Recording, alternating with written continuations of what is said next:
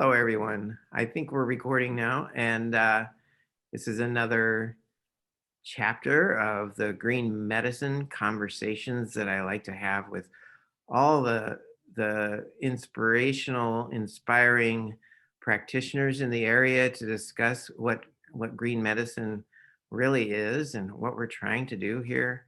And today, I am thrilled to have another guest. Her name is Carissa Kelly, and she is a licensed acupuncturist serving all of Chicagoland area and beyond, because now she can do virtual sessions. And also she's very local here in Oak Park. So we're really happy to have her close by. The skills that she has really have a lot to do with more than just acupuncture. And so we will get into that. But acupuncture was her chosen career, and I wanted to ask her how did she get to that point. So welcome, Carissa, and can you tell us a little bit about your background? Thank you, Dr. Paul. It's an honor to be here, and I'm so grateful for you and the way you're serving the community and all of our children here in Oak Park and beyond. We're Mhm. so happy to have you in the Chicagoland area. I think I can speak for a lot of mothers when I say that. So I got into Chinese medicine after several years of traveling overseas. I knew that I always wanted to do some form of natural healing. My parents were kind of hippies, and they, were very into natural medicine and all. And I think at a very young age, I just came in contact with, kind of what it meant to be alive. I have one memory where I was riding my bike as a small child and saw this man, and he had fallen over, and he was an older man.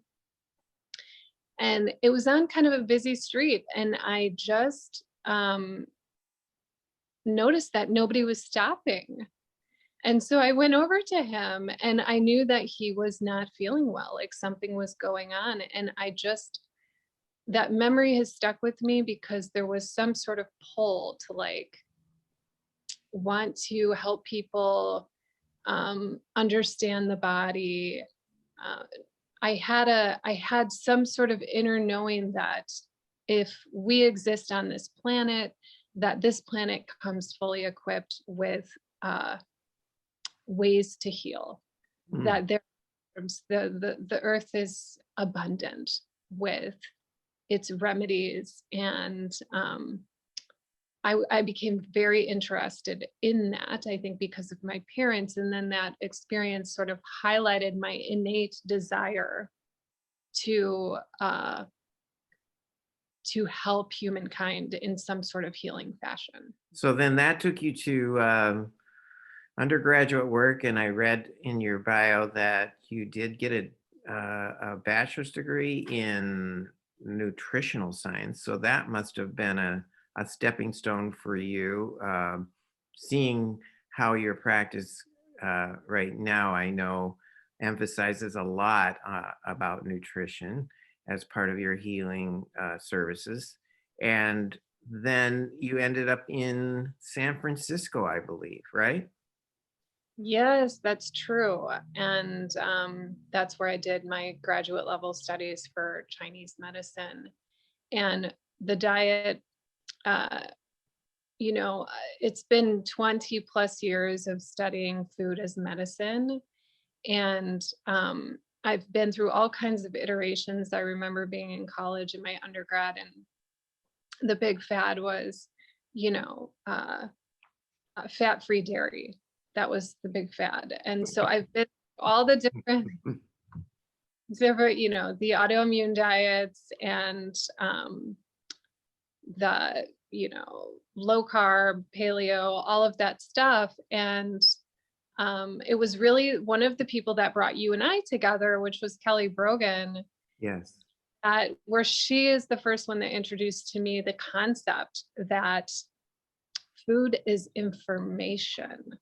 Mm. So what kind of information are we putting in our body, and how is that serving us and not serving us, and how every person is unique in what it is that they need. So there's not one set diet, but there is a set of ideas about Mhm. sort of returning to nature, like less processed food, more food that comes from this abundant earth. Mhm. And I think that that's a huge component in healing. I've seen in myself and my patients as well. Notice that you haven't mentioned needles yet, and you're an acupuncturist. And so I'm curious because when people hear about a person or a doctor that's an acupuncturist, then that means needles. And so and sometimes people have phobia of the needles, and sometimes people don't understand it. Can you kind of just describe what acupuncture is and how why acupuncture became something that you were attracted to? Yeah, so this is such a good question. And we haven't mentioned it yet because it's something that the basis of my work is connecting with the human spirit, and everybody comes to this planet with their own um, unfolding.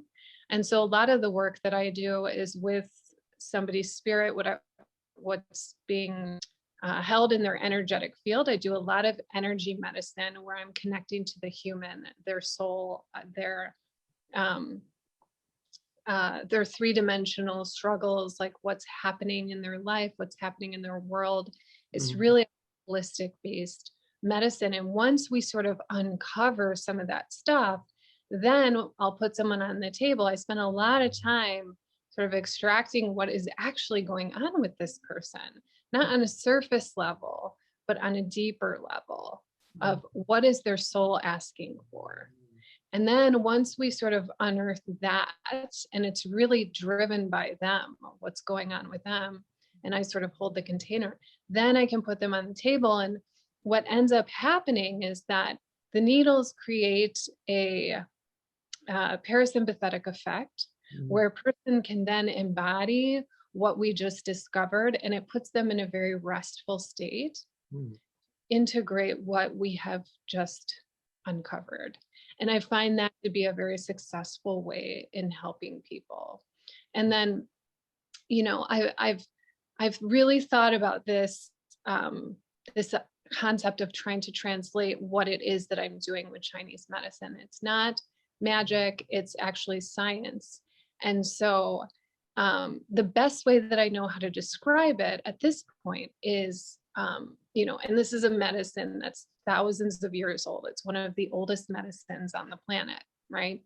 Mhm. So there's a lot of nuance here, but what I tend to tell patients is that when we fall, like we're a kid, we fall, we scrape our knee, and we get, you know, the blood clots, and then the body starts to heal itself. Mhm. You don't have to do anything for the scraped knee. There's no magic required. Once that skin is pierced, your body's going to move naturally towards healing. And we all know that, but we don't think about that because we learned it in childhood. It's just something that we understand. So, what we're doing with the acupuncture needles is that we're creating what I like to call like a micro trauma. So, it's not even necessarily painful. There are a couple points that can be uncomfortable. There can be tingling sensations, but it's not a procedure that hurts. I don't think that people describe it that way or experience it in that way. Sometimes, if somebody's really stressed out, they can have higher cortisol and they can present a stronger response to the needle. Mhm. But that's actually been pretty rare. I don't think I've had any strong reactions from people over this past year, which says a lot because we've been through COVID. Mhm. Um, but so as the needle's inserted and the needle goes, the needles themselves are smaller than the size of a pore. So the needle goes in, and once it passes through that skin layer, your body detects it, just like if you scrape your knee, and it initiates a self-healing complex. So in a sense, Mhm. this genius practice it's like a hack. So the Chinese figured out how to hack the system. and get the body to um, jumpstart itself back into healing. Now, it's much more complex than that because they Mhm. mapped out different organ systems, and that probably took a long time. Mhm. But the way that we can think about that is like somebody comes in with stomach issues, and then they also have pain on a certain part of their leg when palpated or touched there. So that would be like, oh, this is a discovery of a connection. Mhm. Many years and lots of investigation work to figure that out. But once the body goes into that healing complex, then we're in parasympathetic. And parasympathetic is a division of the nervous system. And everybody knows we have fight or flight when our lives are being threatened, or when we're overworking, or we see our child fall or something like that. So that's where a lot of us live. We live in that state. But parasympathetic is when we rest, digest, procreate, and heal. So I want somebody to enter that state, and they will often go into a very restful place where sometimes people even they enter a dream state, they have visions different than when you're dreaming at night, and they get very rested. And so after they leave, they feel better because they've Mhm. sort of been balanced. The body's been asked to heal itself, to increase circulation. Blood has gone to different areas, and that's how we move nutrition around. Now, the other question that people kind of ask after I explain it in this way is, well, why would the body, if the body's so smart, why wouldn't it just be doing that anyway? Why wouldn't it just, you say it's moving towards healing. Why isn't it just doing that on its own? Good question. We have obstacles to healing. It could be a toxic relationship, it could be toxic food, it could be thought patterns. Thoughts create energy in the body that could put us into fight or flight, that drains our energy. We have then less energy to heal. Could be toxins in the environment, certainly toxins in the food. So we have to think about what we're up against, and then we can kind of minimize that and use acupuncture to Wow. work together with that. So that's why I do the nutrition therapy, because we want to eliminate the obstacles to heal. Wow. We want to evolve our soul. We want to look at the deeper work, but then we can use the hack to get an even better result. That's why they work so well together, because, once you minimize what's getting in the way, then you can sort of catapult. And back to like the parasympathetic, many of my patients are fertility patients, Mm-hmm. right? Because we're shifting a person into parasympathetic state. So that's going to increase their ability to procreate, right?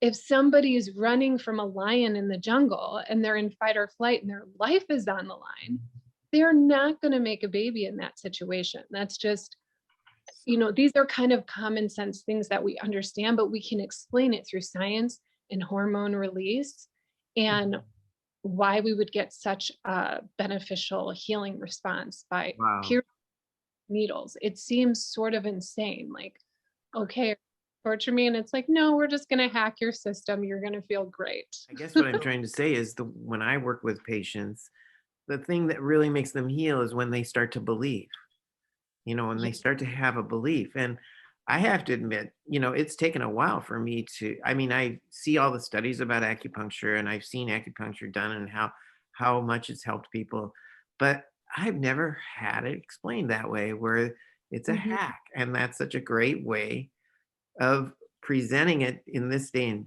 age because we can all kind of relate to everybody's trying to find the hack right now.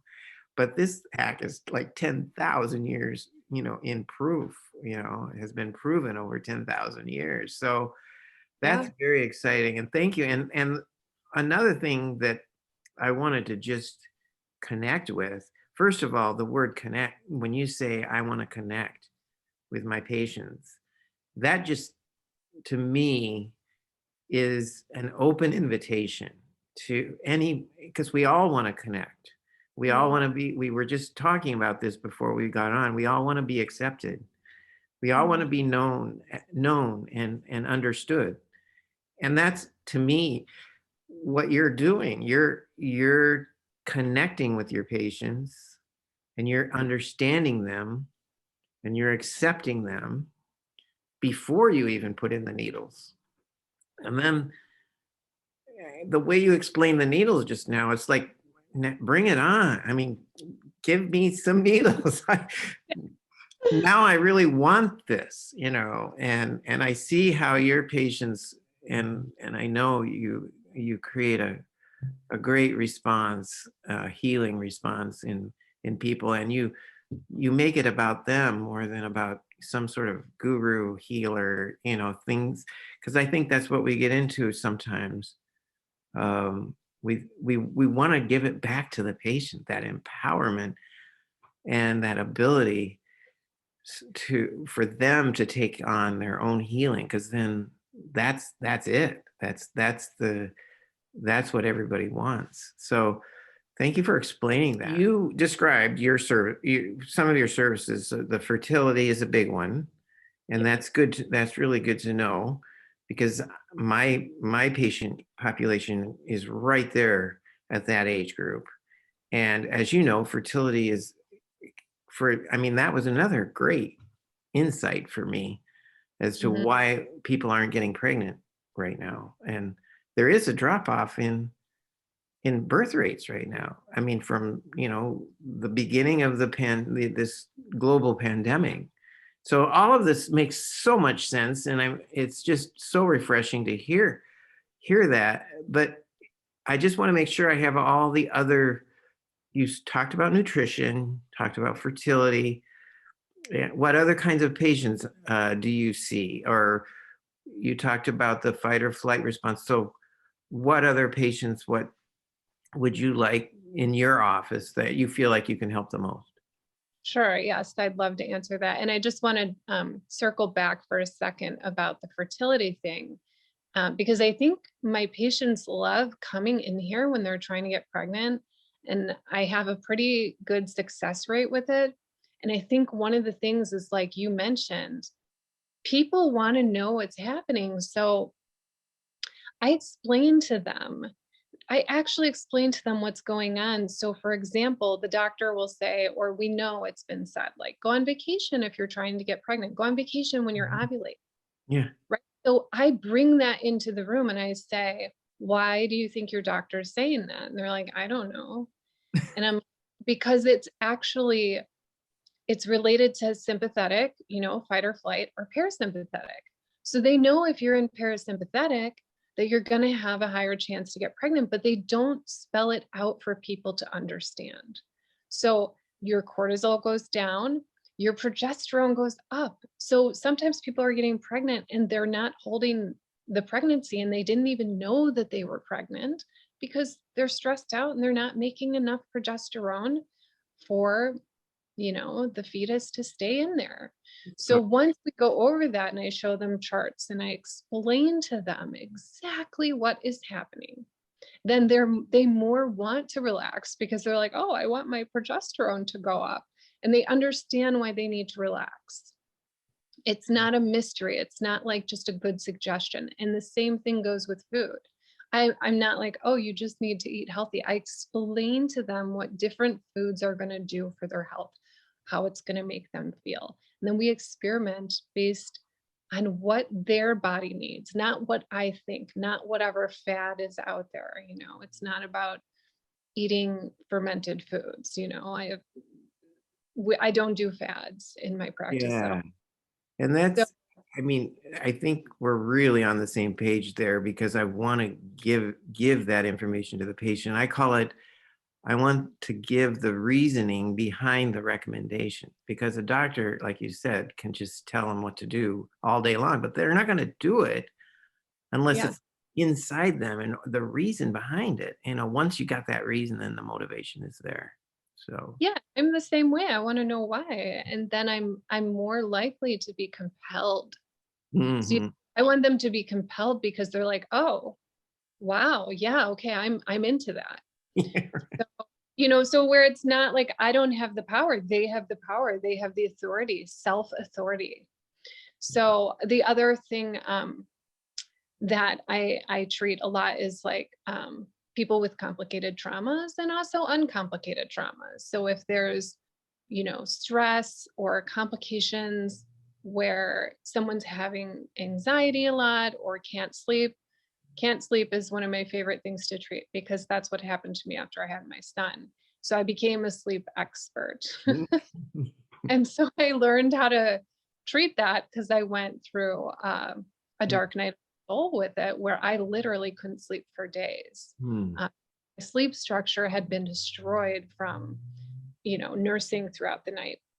Mm. So I love working with postpartum women because we get off track and then it's like, what's the road back? And a lot of those women are just thrown on medication. Mm. And that, that was also the Kelly Brogan connection. Like there's other ways Mm. to approach uh, dealing with the newness that comes with being a mother. And Mm. it's something that is not talked about. It's something that's swept under the rug. Everything's about the baby and the baby's health. But a lot of these moms are really struggling because they're now having anxiety, you Mm. know, lost connection with tribe, especially since COVID, Yeah. you know, and we can't connect in the same ways that we were, Right. 2019. So So it's I'm hearing you like you're excited to help people that are in anxiety, depression, Mhm. and I hear you talk a lot about women, so that's your one of your main focuses. But I want to ask you, do you see men too? And what about children? Is there any age group that you limit? I don't limit age group. I love working with kids where the parents are interested in like creating a more holistic diet. I don't believe in fruit shaming. Kids love fruit. I love supporting people in that realm. I do work with men. I have some incredible male patients who are doing a lot of the deeper work, and there's no restrictions on that. But I would say that my absolute specialty is women's Yeah. health.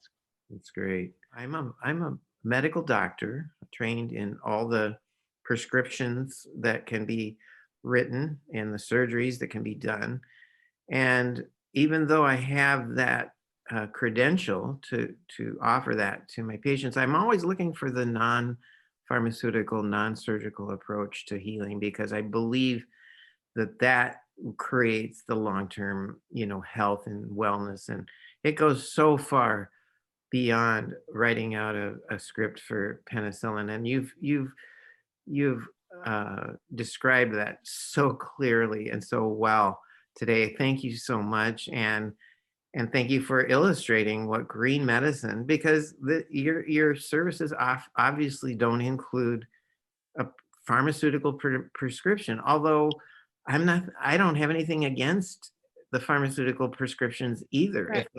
If that's what's needed, maybe you could just say a little bit about that before we.